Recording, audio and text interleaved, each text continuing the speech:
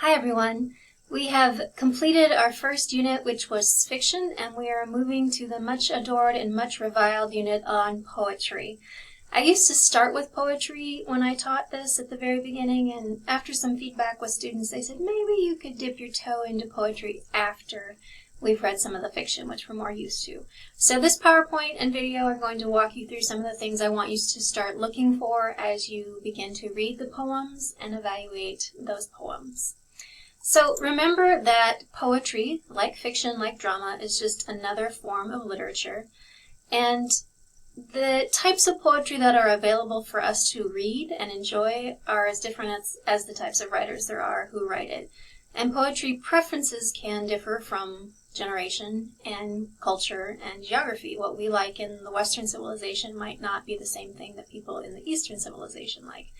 It is a very distinct form of literature in that it is abbreviated oftentimes, and it is something that can be seen as really complex and abstract, and unless you are in the mind of the poet, you won't understand. The poems that I have picked for us to read in this unit, I tend to myself prefer a little bit more modern poetry, so I steer us clear of a lot of the older poetry, although we will read a little bit of Shakespeare. But unless you do know a lot of the historical context in some of those, they are going to be a little bit more confusing. We do, though, have the ability to ask the same questions of poems as we do of fiction and drama, so looking for plots and characters and setting. They might not always be evident or obvious, but they will likely be there. Remember, too, that by analyzing poetry, as this final bullet point says, you are not going to kill it. What you are intended to do with literature is to pick it apart and to find nuances and new understandings and meaning for it. That's what makes great literature so wonderful, is that it endures and it changes as we as people change and the way we read it changes. I would encourage you very strongly to read the poetry aloud. If that feels weird to you, I'd encourage you to find a video of the poems online that you can hear. The purpose of poetry is to be read aloud, and hearing it aloud will give you a better sense of the musicality of the lines and the phrases. So don't be afraid to look silly in your room by yourself reading poetry, or even in a coffee shop under your breath. Do try to listen to it aloud. I love poetry, and I loathe it as well. There are certainly styles that I like, but I love it because in no other form of literature can you distill into such brevity the beauty of a moment, and I think that's wonderful. When I think about why poetry is important, it's often the thing that we read when we are celebrating a new couple or a new baby or the passing of a beloved person to us. We read literature, and particularly poetry, to commemorate those events, those moments, and those people. And that's, I think, what makes it really important. So it is a specific style of literature that is patterned. It does not necessarily have to rhyme. Older styles of poetry, the more traditional styles, perhaps the styles that you associate with not liking, are probably going to be more rhymed and more rhythmic, but newer, more modern styles of poetry don't necessarily have to rhyme. And it is, like I said, distilled down. It is intense, and there is more white space around it. So whereas a short story or a novel like Frankenstein will fill pages and chapters and have full, rich character development, you're not going to get the same depth in a poem. You're going to just get a snippet of that. So like I said, read it aloud, hear the cadence of it, try to look at the different ways you can emphasize certain lines or words, see if it changes the meaning. I would encourage you to take a look at those poems that I've listed on pages 708 and 700, and just ask yourself how you respond to it. Do you get it right away? If not, reread it, take it piece by piece, and see if you can understand what's going on. Pay attention to the particular words. Because poetry is so concise and brief, the poet has agonized over the precise word, and they chose that word for a reason. So if they say done instead of brown, why? What would be the reason and the usefulness of that word over the more common word done? So starting to understand and even look up the meanings behind words if you're not familiar with them, and then the connotations behind a word. Is it a positive or negative connotation? And one source that is helpful is the Oxford English Dictionary. You might not have free access to it, but if you just go to Google and ask Google to define a term for you, you can start to look at the etymology of a word, meaning you see where it originated, whether it's Germanic or French or Latin, and then how it has evolved and what it has meant over time. And oftentimes words have multiple meanings, and sometimes poets will pick a word because it has multiple meanings.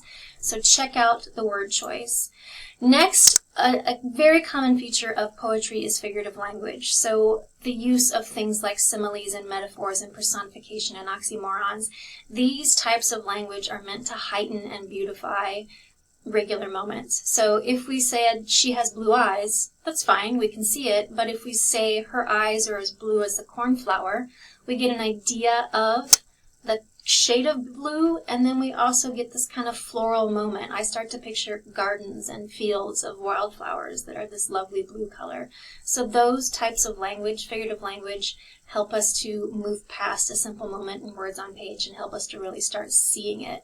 As it says here, bad poetry often lacks that figurative language, or it's just cliched, meaning it's overdone, we've heard it before, or it's tired. So start to look for those types of metaphors, similes, personification, alliteration, things of that sort.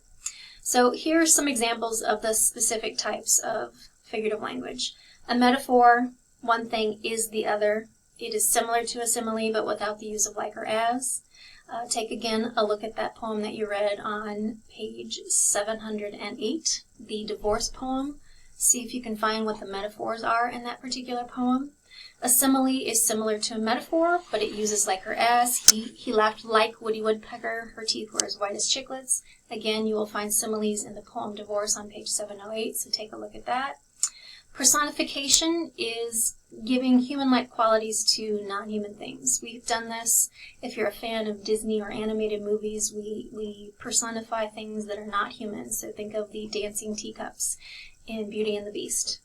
That gives us a sense of being related to or closer to those objects, and it gives them more humanity. And sometimes that can be good, sometimes that can be bad. In this example, the cancer clawed its way through her extremities. Cancer can't technically claw, but the damage that it can do can feel as though someone is being ripped apart from the open, or from the inside. So think about how you would construct sentences to add more emphasis and distinct visualization to them. You have allusion. Oftentimes in poetry, one thing that makes them harder to understand is the fact that they allude to or they reference back to previous works of literature.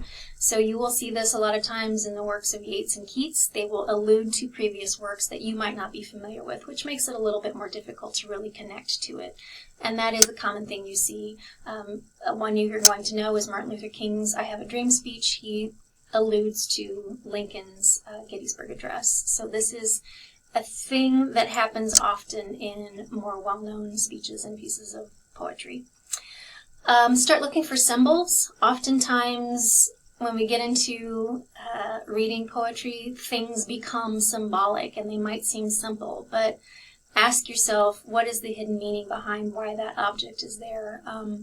So when you start to see things like flags and crosses, when you start to see the repetition of a use of color. Oftentimes white means purity, pink means innocent love, red equals passion. So look for those things and ask yourself what they mean.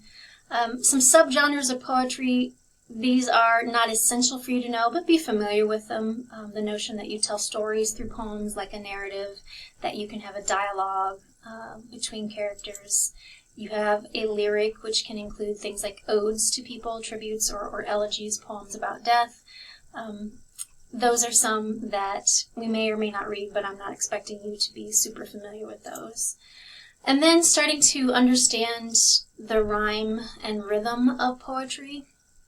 Like I said, it doesn't have to rhyme, but we tend to, especially for younger children, we read a lot of books and stories and nursery rhymes that rhyme because there's a sing-songy nature to it that lulls us, that puts us into this almost trance-like position to really enjoy the piece.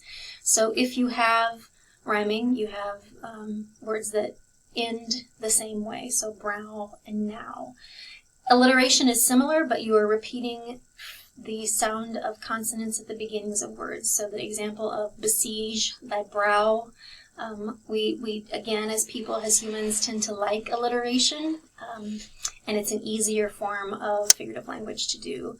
Then you have the rhythm. When we speak, we tend to stress and not stress certain syllables. So my first name is Amory, so I stress the first one. The second two are not stressed. Bodelson, again, first one stressed, the next one's not. So we use this fluctuation in our pitch and our tone to give emphasis to certain words, and you find that in poetry as well. And then meter and iambs, this is when we get into Shakespeare and we start to read his sonnets, which follow iambic pentameter, which means that they have so many syllables per line, and there's a specific rhyme pattern. So if you start to count the number of syllables in a line and see if there is a pattern, again, this is especially common in the 16th, 17th, 18th century poets that we might read some of. When we get into Shakespeare, we will study a few of his sonnets, and they do include the measure of iambic pentameter. So example here would be when 40 winter shall besiege thy brow. If you count the number of syllables when you do that, it's 10. So the other thing to start paying attention to is it a true sonnet? Does it have exactly 10 syllables per line? And there are a couple different types of sonnet styles, and the number of iambs differ. So start to become familiar with that. 2 mistakes to avoid as you read poetry.